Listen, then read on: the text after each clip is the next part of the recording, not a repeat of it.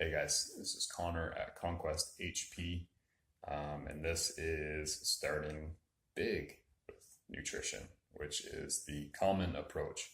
So, if you haven't seen my other video, starting small with nutrition, go and watch that first. I know that this one is going to attract a little more attention because this is what everyone is drawn to. Um, but I'm going to talk a little bit about whether or not it's a good idea for you, and if it is a good idea, how to proceed. So, as I talked about in starting small with nutrition, um, making the bigger changes you're going to make to your diet, the harder they're going to be to sustain. The more willpower they're going to take, the more time and effort they're going to take. Um, and over the long term, it means changing your lifestyle in a permanent fashion. So you've got to be mentally prepared for all of that if you're thinking about making a big switch. Um, some examples of big switches that people will often pull. Maybe you're completely dissatisfied with your body and your diet and you want to lose weight or lose fat or enhance performance or whatever. You think what I'm doing right now is not working, so I need to change completely. And that might mean going from eating a whatever standard North American diet to switching to paleo, or to trying to eat ketogenic, or going high carb, low fat, or something you've never tried before. Just completely switching whatever systems you've been working with for whatever length of time. And there are obviously inherent risks and inherent problems with making such a big switch. First of all, it's likely something you've never done before. If you're switching to a ketogenic diet, for example, why aren't you on a ketogenic diet right now? And you probably haven't done it before. If you have done it, why aren't you doing it still? Why did you switch away from it? And why are you trying to get back onto it? You got to think about those things. Even if you're thinking about just switching to eating paleo, whatever that means by whatever definition you're looking at, there's nothing wrong with that. And there's nothing wrong with paleo. I think paleo is a great base for a lot of people. But think about whether it's a sustainable system for you to eat on for any length of time. Like, people fail to ask this question before they start the latest and greatest fad diet or completely switch things up. And it's a big problem. Can you see yourself eating a relatively strict paleo diet for the next month? Maybe. For the next year? No, that might get a little boring. You might get a little sick of the restriction after some amount of time. You might start breaking the rules, bending the rules here and there. What about 5 years from now? Do you think it's still sustainable and realistic? Because if it isn't, think about what it's going to mean for your goals. Okay, so if you want to switch to paleo for fat loss, that's an easy one to pick on. It may work very well in the short term for fat loss. That's entirely possible. What if it works really well for you for a year for fat loss and you lose 20 pounds and you've never felt better?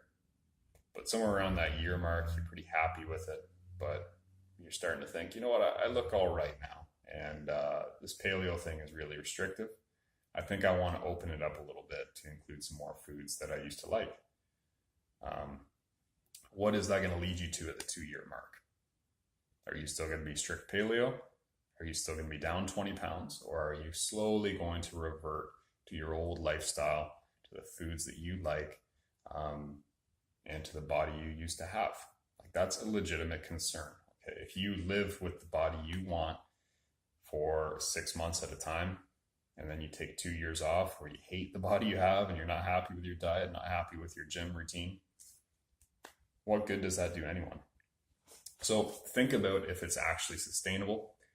And if it isn't sustainable, ask if it's actually a legitimate tool to use short term. Because depending on your goal, maybe you do want to use a diet that you're not planning on sticking to for any length of time, but you need to use it for an immediate goal. Cutting weight for competition requires crash dieting, essentially, and really low calorie dieting in a lot of cases for some people. And maybe you are just really, really sick of the body you have and you want dramatic change right now. You don't want to wait to make behavioral changes. In that case, you could, and I would absolutely work with the doctor or your coach, something like that on this.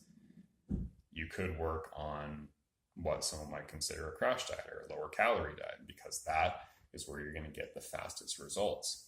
And there's nothing wrong with that. If you enter it with the understanding that I'm going to use this until I lose X amount of weight, and then I'm going to slowly revert to the lifestyle I had before, addressing the fact that I now weigh 20 pounds less, and I'm going to have to eat a little less, and I'm going to have to be a little more careful with my snacking now, that kind of thing. Nothing wrong with that either. Whatever the big change you have in mind is, though, whether it's completely switching your style of eating, like eating paleo, or going from high carb to low carb, or whatever, think about those sustainability problems first, because if you're not thinking about that, you have no long-term plan. If you have no long-term plan for your diet, you're saying that you have no long-term plan for its effects on your body, which kind of defeats the purpose. So the second thing you have to think about is can I be honest with myself as I'm going through this diet?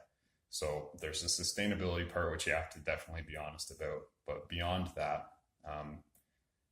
are you being honest with how it makes you feel? Are you being honest with whether or not it's giving you everything you need and your ability to maintain it over time? So if you ask anyone when they jump on, and I've asked a lot of people, because the clients that I have, I don't always work with on nutrition, especially osteopathic clients. I often don't do their nutrition work for them. So I'll hear about them starting fad diets. But whenever you ask anyone that started a new fad diet, how's it going? You're in 1 week. How's it going right now? And they're smiling ear to ear, and I've never felt better. My energy is bouncing off the walls. It's great. My workouts have never been better, et cetera, et cetera. I'm down 5-6 pounds already. It's all good. 2 weeks in, same thing. I still feel great. 1 month in, yeah, I feel great. I love this diet. It's a great way to eat. And then you see them 5 weeks in, and they're not on the diet anymore. And what happened? I thought everything was going so well. Yeah, it was, but I really didn't like the foods I had to eat and the schedule I had to eat on. And I really couldn't stand the very specific vegetables that I had to eat. None of my favorite foods were included. They were lying to themselves for the first 4 weeks because they were getting results and they were happy with that. And on the 5th week, they quit entirely because they had been completely dishonest with themselves.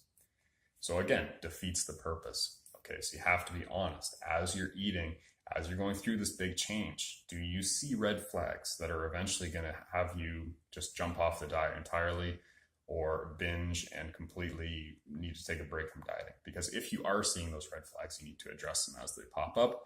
You don't just need to push them off and hope, oh, well, I hope that just goes away, or I hope I can just ignore it, and then eventually I'll be whatever, fat adapted, or whatever you're trying to go for.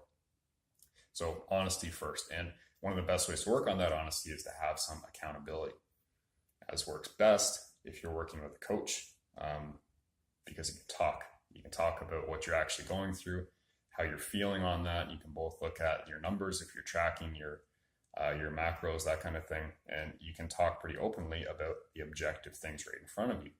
So you have that built-in accountability. If you're not working with a coach, find the accountability somewhere else. Do the diet with a friend, partner, spouse, whatever. Log everything.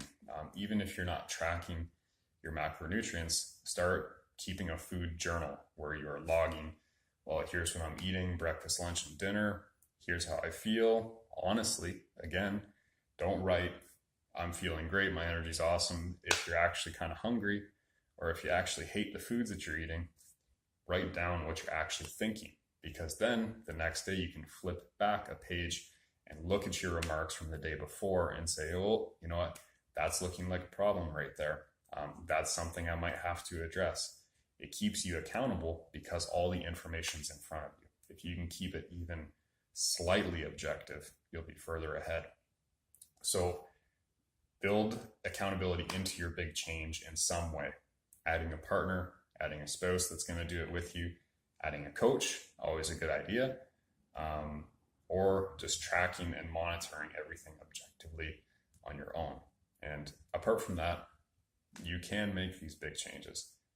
You can go from a really awful lifestyle to something completely different. It's hard, though. You have to be prepared for that. It's even if you're switching to a lifestyle that's good or something that you want to keep up long term, it's still going to be tough. It's a big transition. So be prepared for it. Only use these big changes if you need to. I highly, highly recommend going with more subtle changes if you can. But if it's not an option and you need to make change now, make sure that you're building in accountability, you're being honest with yourself, and you're looking at sustainability or just using it for a short amount of time to achieve a really distinct goal and then moving on, and you have an exit plan. All right, so if you do those things, you can survive a fad diet or a big diet switch, but make sure you're thinking about those things first. All right, so hit like, hit subscribe, leave me your comments below if you have any thoughts on this video, and I'll talk to you guys again soon.